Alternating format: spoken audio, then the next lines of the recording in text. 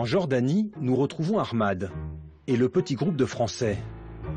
Ils sont viticulteurs et pendant leur voyage, ils ont entendu dire qu'il y avait des vignobles. Dans ce pays musulman, l'alcool n'est pas interdit. Ça va. Ah, tu ne pourrais pas nous trouver un petit vigneron pour pas un verre de vin? Un verre de vin? Oui. Ah, c'est interdit en islam.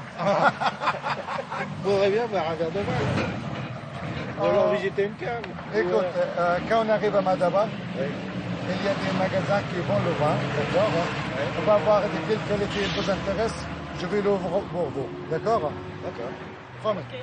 Mais ça n'existait pas dans le programme.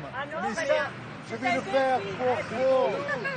Merci, mon bon. Cette demande des touristes n'était pas prévue, mais Ahmad va aussitôt s'adapter à leurs désirs. Et demain, il faut qu'ils nous trouvent absolument un vigneron avec des vignes et une cave pour déguster. C'est promis, vous allez le voir.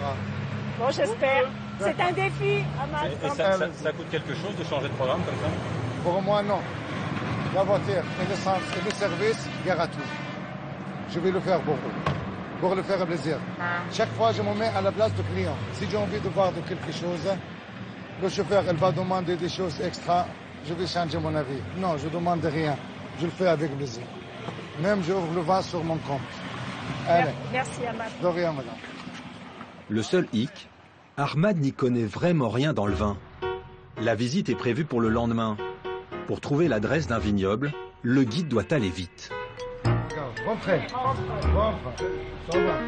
Il a alors l'idée d'aller voir l'un de ses amis chrétiens qui tient une épicerie. Dans sa boutique, Ahmad vend du vin et a plusieurs fournisseurs jordaniens. Le monsieur dit tout ce qu'il marche ici, le blues, les gens l'acceptent. Le vin rouge Saint-Georges. Ouais. Oui. C'est un grand domaine ou un domaine qui est important ou un vigneron, un petit vigneron? C'est le plus important du pays.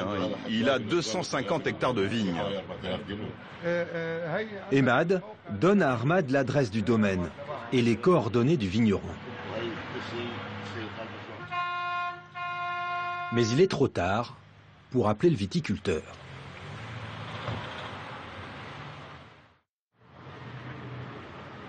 Le lendemain matin, nous retrouvons Ahmad au téléphone. Le viticulteur accepte de les recevoir. On peut aller la visiter. On passe le temps que vous voulez. Après, on continue notre programme comme elle est prévu. C'est bon? Il quitte Amman, direction le nord du pays. Une centaine de kilomètres, dans des étendues désertiques, pour vivre une expérience qu'aucune agence n'aurait pris le risque d'organiser. Au bout de la route, soudain, sortie du sable, une oasis de verdure. 250 hectares de vignes. Un paysage étonnant dans un pays aussi aride. Salam alaikum. À l'arrivée, une autre surprise attend le groupe des Français. Je voudrais vous le dire. Regardez ici, la fin de cette ferme, c'est exactement le frontier syrien. Oh là, Si on traverse le ferme, on va être en Syrie. Il y a même pas 700 mètres entre ici et là-bas. d'accord. Au bout du champ, à quelques centaines de mètres, la Syrie, un pays en proie à la guerre civile. Une situation inattendue qui ne semble pas vraiment inquiéter les touristes.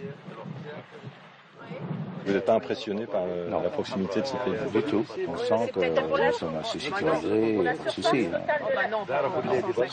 On s'en souviendra que nous sommes allés à la frontière syrienne. Qu'est-ce que vous retiendrez plus, la frontière syrienne ou le vin? Les deux. C'est l'association. Oui, ça fait partie. C'est un tout. Et ça, c'est vraiment des vacances vraiment faites pour vous, là. C'est vraiment sur mesure. Sur mesure, au jour le jour. C'est ce que nous attendons. Vu d'ici, le conflit est loin. Et ce sont les vignes que sont venus découvrir les vacanciers. Ahmad ne s'attendait pas à un tel intérêt des Français pour cet endroit. Cela lui donne une idée. L'inclure dans ses prochains séjours à la carte. Maintenant, je vais faire attention. Elle sera, celle-là, cette visite, une surprise pour mes clients. Quand on est là vers l'est de Jordanie et vers le nord, à côté de la frontière, je peux lui dire, il y aura une surprise pour vous. On va aller, je contacte le monsieur là, je lui téléphone pour qu'on aura le bon accueil, comme aujourd'hui. Déguster un verre de vin à quelques centaines de mètres de la frontière syrienne.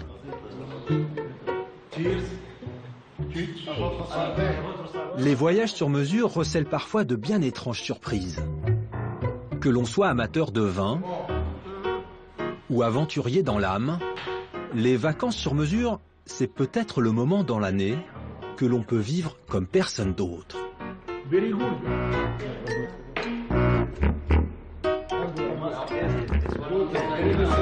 bon.